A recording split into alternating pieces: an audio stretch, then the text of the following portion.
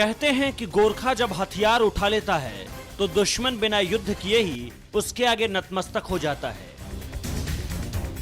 तभी तो कभी भारत के सेना अध्यक्ष रहे सैम मानेकशॉ ने कहा था, यदि कोई व्यक्ति कहता है कि उसे मरने से डर नहीं लगता तो या तो वह झूठा है या गोरखा है। ये एक ऐसी रेजिमेंट है जिसकी बहादुरी को पूरा विश्व मानता है। गोरखा रेजिमेंट बलिदान का दूसरा नाम है। इसी रेजिमेंट के भरोसे तो अंग्रेजों ने हिटलर से टक्कर ली और हिटलर इस रेजिमेंट से इतना प्रभावित हुआ कि वो भी इस रेजिमेंट की बदौलत पूरी दुनिया को जीत लेना चाहता था। देश में जब भी संकट के बादल गहराए तब तब इसी रेजिमेंट को याद किया गया। अपनी मिट्टी के लिए पलक झपकते ही जान कुर्बान करने को तैयार, हाथ में खुखरी हो तो ये मौत को भी सबक सिखाने का मादा रखते हैं।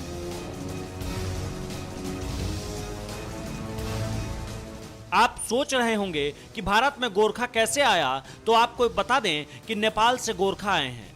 हिमालय की तलहटी में बसा नेपाल में गोरखा नाम का एक जिला है जो योद्धाओं के लिए विख्यात है। गोरखा किसी एक जाति के योद्धा नहीं, बल्कि उन्हें पहाड़ों में रहने वाले सुनवार, गुरुंग, राय, मागर और लिंबू जातियों से भर्ती किया जाता है। गोरखाओं को लेकर कहते हैं कि गोरखा जब अपनी खुखरी निकालता है तो वह दुश्मनों का खून बहाए म्यान में नहीं जाता। गोरखा पलटन विश्व के सबसे बहादुर पलटनों में से एक है। गोरखा पलटन भारतीय सेना से 1815 में जुड़ी थी। 1814 से लेकर 16 के आंग्लो नेपाल युद्ध में गोरखा सेना की लड़ाई की तरकीब और उनकी बहादुरी से ब्रिटिश इतने खुश हुए कि गोरखा को ब्रिटिश भारतीय सेना से जोड़ लिया। अगर आप ये सोच रहे होंगे कि गोरखा आर्मी सिर्फ भारत की सेना में है तो आप गलत हैं। नेपाली आर्मी और भारतीय आर्मी के गोरखा रेजिमेंट के अलावा ब्रिटिश आर्मी का गोरखा ब्रिगेड भी बहादुरी के लिए मशहूर है। अपनी बहादुरी से गोरखा पलटन ने कई युद्ध जीते हैं, जैसे 1947-48 में उरी सेक्टर, 1962 में लद्दाख, 1965 और 1971 में जम्मू और कश्मीर।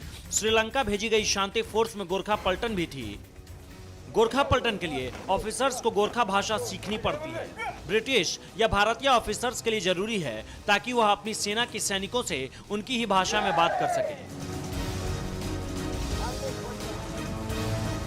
गोरखा पलटन के नियमों के अनुसार दशहरा पर भैंसे की बलि देने का रिवाज है और यूनिट के सबसे जवान सैनिक को यह अवसर मिलता है।